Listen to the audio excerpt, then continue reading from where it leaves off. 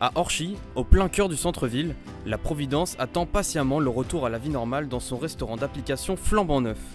Freinés par la crise sanitaire, les étudiants prennent leur mal en patience comme Antoine, aspirant sommelier, qui continue de s'entraîner même chez soi.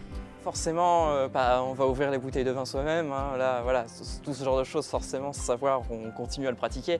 Mais c'est clair qu'il y a des choses qu'on ne peut pas forcément faire. C'est du matériel professionnel qu'on n'a pas chez soi et forcément, on ne peut pas le pratiquer. C'est pas forcément les locaux qui me manquent surtout, mais le restaurant en lui-même. On voit les confinements passer et on espère que c'est le dernier à chaque fois, mais bon. Même constat pour les cuisines de l'unité de formation d'apprentis qui attend ses premiers coups de feu.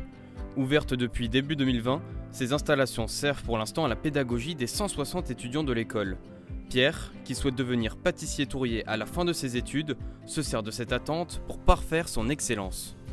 C'est beaucoup d'entraînement, donc après c'est des gestes qu'on refait tous les jours, donc on s'améliore tous les jours. On se sent un peu bridé, quoi. On ne peut pas exploiter tout le potentiel que l'on peut faire. Donc oui, il y a toujours une petite part de frustration. Une frustration car les étudiants de l'UFA veulent avant tout vivre la vie en entreprise, à l'arrêt dans le milieu de la restauration depuis octobre 2020.